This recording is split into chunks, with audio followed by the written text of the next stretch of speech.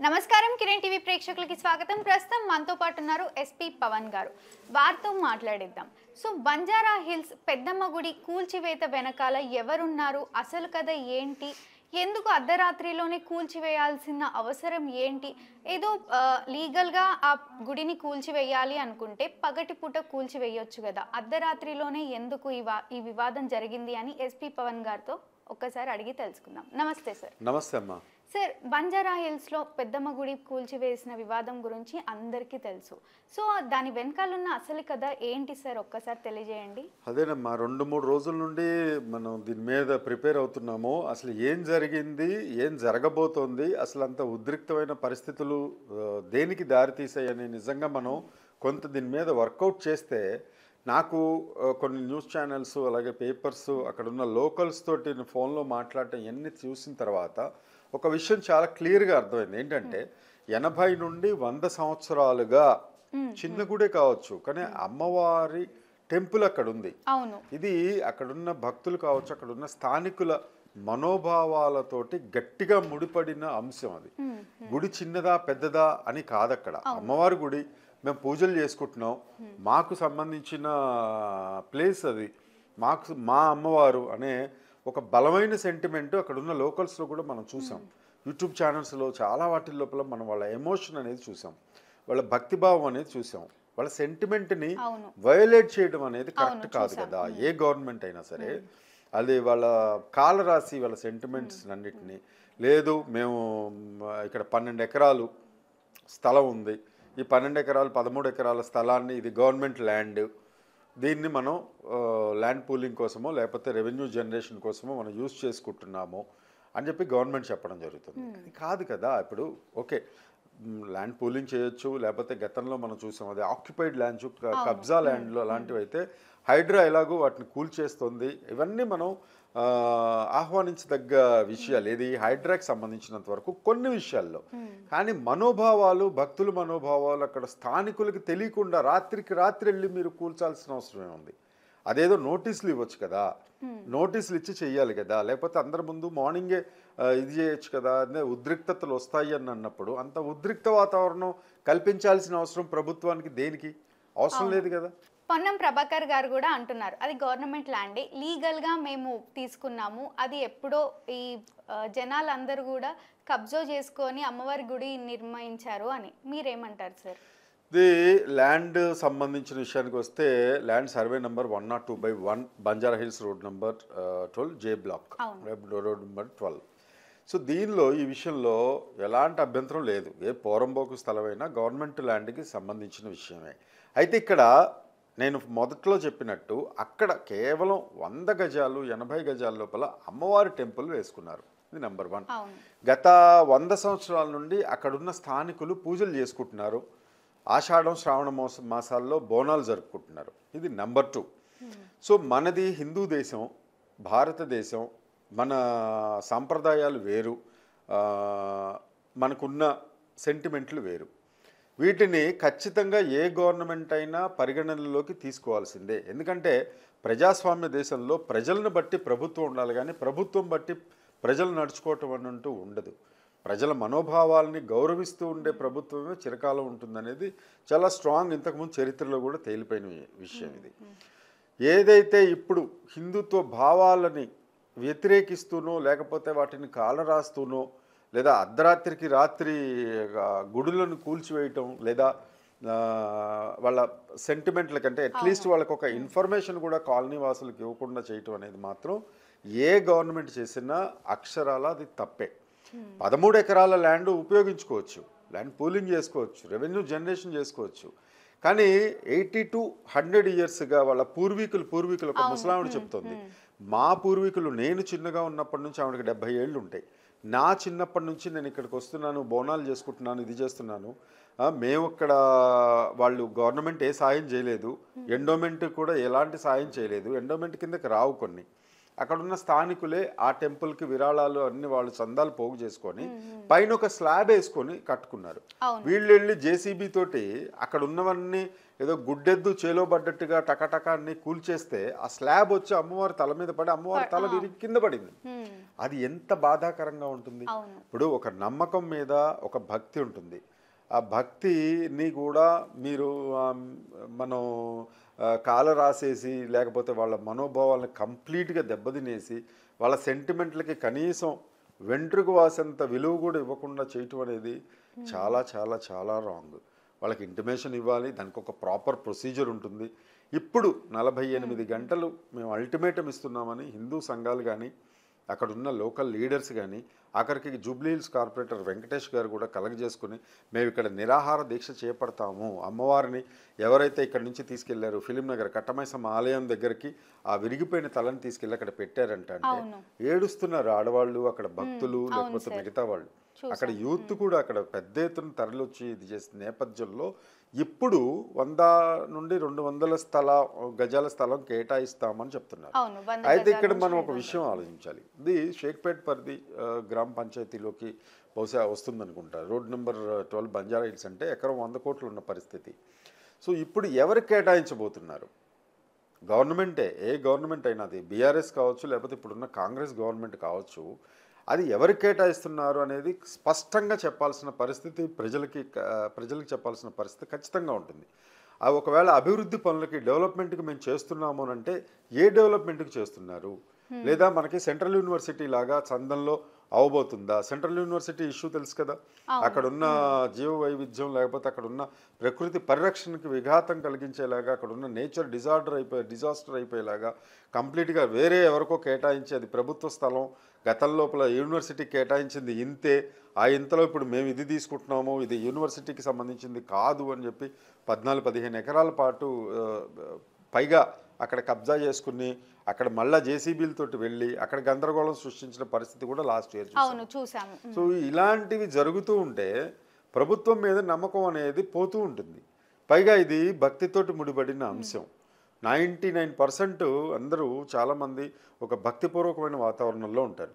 అక్కడ ఉన్న భక్తులు కానీ లేకపోతే అక్కడ ఒళ్ళు మండిపోయిన స్థానికులు కానీ ఎలిగేషన్ చేసేది శాపనార్థాలు పెడుతున్నారు. ఫస్ట్ ఆఫ్ ఆల్ అది భూ కబ్జాలతో తీసుకున్న ల్యాండ్ అమ్మవారి పేరు చెప్పి అక్కడ గుడి నిర్మాణం చేసుకున్నారు అని గవర్నమెంట్ కూడా అంటుంది సార్.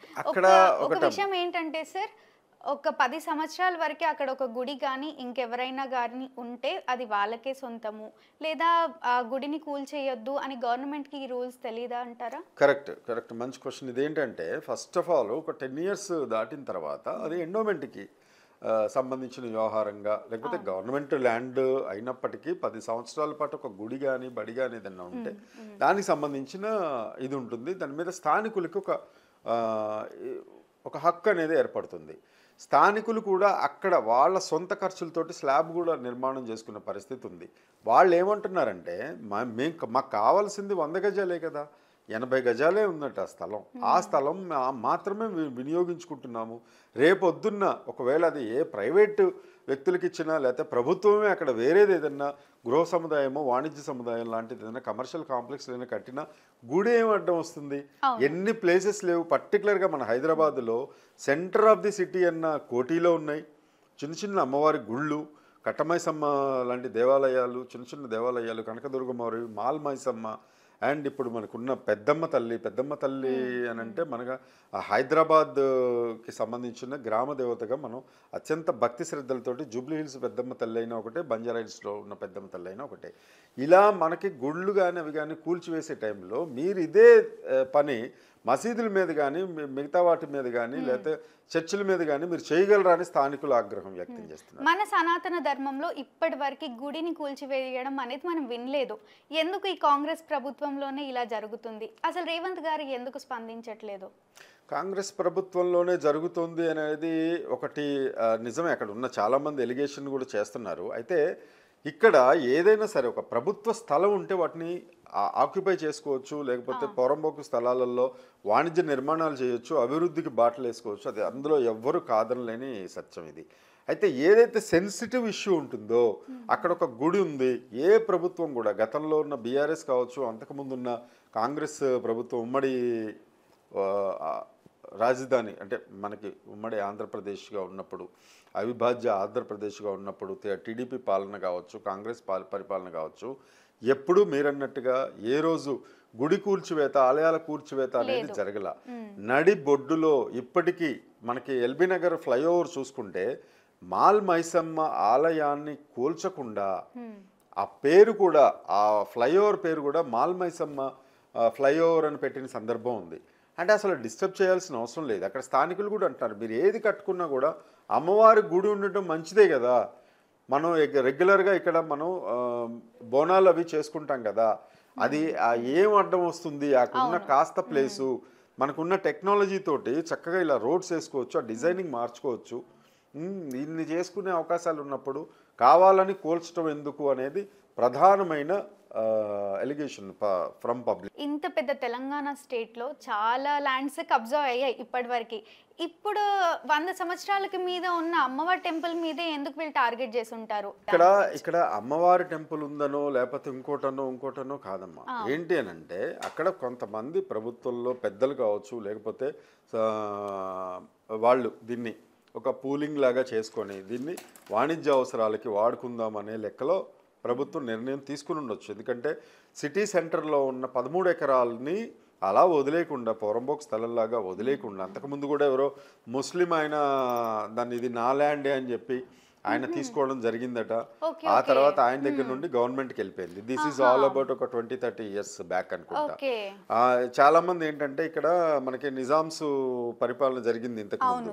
నిజాం పరిపాలన జరిగినప్పుడు మేము వాళ్ళ వారసులం అంటూ చెప్పి పేపర్లు కూడా కొన్ని సృష్టించుకొని ఇవి మా ల్యాండ్, ఇది మా ల్యాండ్, ఇది మా తాతగారు ఇచ్చారని చెప్పి అన్న సందర్భాలు కూడా చాలా ఉన్నాయి, ఉదంతాలు చాలా ఉన్నాయి. సో అట్లాంటి వాటిల్లోనే అతను ఇది నా ల్యాండ్ అని చెప్పి చెప్పడం, అక్కడ ఉన్న స్థానికులు మాకు ఈ 100 గజాల స్థలం మాత్రం అమ్మవారికి కేటాయించాల్సిందని చెప్పడం, ఓకే అని వాళ్ళు చెప్పడం, తర్వాత ఆ ముస్లిం నుండి గవర్నమెంట్ హ్యాండ్ ఓవర్ చేసుకోవడం, ఎవరైతే ఇప్పుడున్న 12 ఎకరాలు 13 ఎకరాల ల్యాండ్ ఉందో దాని నుండి తీసుకోవడం. ఇదంతా జరిగి కూడా ఓ 30-40 సంవత్సరాల తర్వాత ఇప్పుడు మళ్ళీ ఫ్రెష్గా ఈ కేసు బయటకు వచ్చి ఎక్కడెక్కడ మనకి స్థలాలు ఉన్నాయి అనేది ఇప్పుడు కాంగ్రెస్ గవర్నమెంట్ చూస్తుంది. మంచిదే, కాదనట్లేదు. ఎందుకంటే అలా పోరంబోకు స్థలంలాగా ఉండిపోవడం కన్నా ఒక కమర్షియల్గా పబ్లిక్ ఉపయోగపడితే మంచిదే, అది కాదనట్లా. కానీ దానికి కూడా ఒక ప్రొసీజర్ ఉంటుంది, ఒక పద్ధతి ఉంటుంది, చేసే విధానం ఉంటుంది. ఏకంగా భక్తుల మనోభావాల్ని దెబ్బతీసే విధంగా ఉంటే స్థానికుల నుండి తీవ్రమైన వ్యతిరేకత వస్తుంది. నెక్స్ట్ ఎలక్షన్స్లో కూడా ఈ ఎఫెక్ట్ చూపించబోతుంది. సార్, యాక్చువల్లీ అమ్మవారిని తీసుకొని వెళ్ళి మేము వేరే టెంపుల్లో పెట్టాము అని అంటున్నారు. అక్కడ చూసిన ప్రజల్ని అడిగితే మేము చూడలేదు, మీరేమని చూసారా అమ్మవారిని పెట్టడము అని అంటున్నారు. అది ఎంతవరకు నిజం? చాలా చాలా చాలా తప్పు పని చేసింది ఎవరైతే ఎంఆర్ఓ కన్సర్నల్లో జరిగింది అని చెప్తున్నారు. అలాగే చాలామంది దీనికి ఆన్సర్ చెప్పాల్సిన అవసరం కూడా ఉంది. ఎందుకంటే అక్కడ ఉన్న స్థానికులకు ఆన్సర్ చెప్పాలి, మన ఛానల్కో చెప్పడం కాదు. ఇది ఎవరు చేసినా తప్పే. ఇలాంటి చర్య చేయటం మాత్రం అక్షరాల తప్పే. ఎందుకంటే ఇది మనోభావాలతో కూడుకున్న, నమ్మకాలతో కూడుకున్న, భక్తితోటి కూడుకున్న చాలా సున్నితమైన అంశాలు. ఎలా డీల్ చేయాలో అలాగే చేయాలి. కానీ ఏకంగా జేసీబీలు తీసుకొచ్చి కోలు కొట్టేసి విగ్రహం తలకాయలు పగలగొట్టేసి, కొంతమంది అంటున్నారు రజాకార్స్ ఇంతవరకు ఎలా చేశారో ఆ రజాకార్స్కి ఇప్పుడు ఈ అధికారులు చేసిన దానికి అసలు తేడా ఏమీ లేదని. అంతవరకు ఎందుకు తెచ్చుకోవాలి? సున్నితమైన అంశాన్ని పరిష్కరించే తెలివితేటలు లేవా, కరెక్ట్గా చేయలేరా అనేది అక్కడ ఉన్న ప్రజల ఆగ్రహానికి నిజంగా గురవుతున్నారని ఖచ్చితంగా చెప్పొచ్చు. అందుకనే రెక్టిఫై చేసుకునే దానిలో భాగంగానే ఇప్పుడు 100 నుండి 200 గజాలు టెంపుల్కి కేటాయించి మేము తిరిగి విగ్రహ ప్రతిష్ఠ చాలా ఘనంగా చేస్తామని చెప్పి ప్రభుత్వం దిగొచ్చి చెప్పిన సందర్భం కూడా ఉంది. చూసుకుంటే సార్, మన తెలంగాణలో ఇలాంటి చిన్న చిన్న టెంపుల్స్ చాలా ఉన్నాయి. ఫ్యూచర్లో ఇలాంటి ప్రాబ్లమ్స్ని ఫేస్ చేస్తామంటారా? ఇంకా ఏమో అది ఇప్పుడు నిజంగానే డౌట్ వస్తుంది. ఏంటి అని అంటే ఇలాంటివి ఇప్పుడు సపోజ్ ఇప్పుడున్న టెక్నాలజీలో అమ్మా, నేను ఇందాక చెప్పినట్టు లిబర్టీలో మేము రెగ్యులర్గా వస్తూ ఉంటాం. అటువైపు నుండి హిమాయత్ నగర్ నుండి లిబర్టీకి వెళ్తే రైట్ టర్న్ తీసుకుంటే మనకి ట్యాంక్ బండ్ వస్తుంది. కరెక్ట్గా ఆ ప్లేస్లో 2-3 చిన్న చిన్న టెంపుల్స్, అమ్మవారి టెంపుల్స్ ఉంటాయి. లోపల కనకదుర్గమ్మవారి ఫొటోస్ అవి పెట్టేసి ఉంటాయి. అవి కూడా ఎవరు తీయటానికి ఇంతవరకు ఎవరు సాహసం చేయలేదు. ఎందుకనంటే అవేం పెద్ద అడ్డమేం కాదు. అలా అడ్డం కానప్పుడు లేకపోతే మీకు ఇది చేయనప్పుడు మనకి మసీదులు కూడా మనం ఇటు వెళ్ళే దోవలో చాలా మసీదులు రోడ్డు మధ్యలో ఉంటాయి. అవును సార్. కొన్ని దర్గాలు రోడ్డు మధ్యలో ఉంటాయి. అవును. అవి ఎలా అడ్డం కానప్పుడు మిగతావి మన ఈ హిందూ మతం మీద విరుచుకుపట్టమో లేకపోతే ఏం పర్వాలేదు అనటమో అర్ధరాత్రులు ఇలాంటివి చేయటమో అలా చేయకూడదు కదా. వేరే మతస్థుల జోలికి వెళ్ళే ధైర్యం మీకుందా అని చెప్పి అడిగే క్వశ్చన్ స్థానికులు అడుగుతున్నారు. మెయిన్గా వాళ్ళ అలిగేషన్ ఇదే, మేమంత లోకుగా కనబడుతున్నామా, మిగతా వాళ్ళ టచ్ చేసే సాహసం మీరు చేయలేరు, కానీ మా మతం వాళ్ళని కించపరిచేలాగా మీరు చేస్తున్నారు అనేది ఇప్పుడు బంజారా హిల్స్లో ఉన్న స్థానికుల అభియోగం. ఓకే. యూట్యూబ్స్లో ఇంకా ఇన్స్టాగ్రామ్లో మన సనాతన ధర్మం అని చాలామంది మాట్లాడుతూ ఉంటారు. సో వాళ్ళు ఎందుకు దిగి రావట్లేదు? కేవలం కొంతమంది ఎవరైతే మాట్లాడుతున్నారో, నేను మాధవిలత గారిని చూసాను, ఆవిడ వచ్చింది. అలాగే కొంతమంది గురువులు, మేము గురువులం, మత గురువులం, మాకు చాలా హిందూ మతం మీద గౌరవం, మేము హిందూ మత ప్రచారకర్తలు అని చెప్పుకునే వాళ్ళు ఎవరు మరి పెద్దమ్మ తల్లి టెంపుల్ ఇలా అవుతుంటే నిజంగానే వచ్చి ఎవరూ చేయలేదు. అక్కడున్న స్థానికుల పోరాటమే ఎక్కువ ఉంది. బంజారా హిల్స్లో ఎవరైతే పాపం బాధితులు ఉన్నారో, ఎవరైతే తరతరాలుగా అమ్మవారిని కొలుస్తున్నారో పాపం వాళ్ళ ఇదే ఎక్కువ ఉంది. కానీ కనీసం ఎవరు కూడా ఎక్కువ మంది స్పందన కానీ లేకపోతే అరే ఎలా చేస్తారు మా టెంపుల్ని, మీరు ఎలా ఇది చేస్తారు, దానికంటే ఒక ప్రాసెస్ ఉంది కదా, ఆ ప్రొసీజర్ ప్రకారం మీరు వెళ్ళాలి కదా అని చెప్పే పరిస్థితి అయితే ఇంతవరకు నేనైతే ఎక్కడా చూడలేదు. కనీసం ఒక ట్విట్టర్లో కూడా వాళ్ళు ఒక ట్వీట్ చేసి పాప అనుకోలేదు. మరి దీనికి ఏం చెప్తాము అని అంటే ఏం చెప్తాం, అది వాళ్ళకి ఉండాలి. అది తప్పకుండా సార్. Thank you. నమస్తే అండి. చూసారు కదా, ఇప్పటి వరకు ఇవి అప్డేట్స్. సో మరిన్ని ఇంట్రెస్టింగ్ వీడియోస్తో మీ ముందుంటాను. నేను మీ గాయత్రి. Thank you.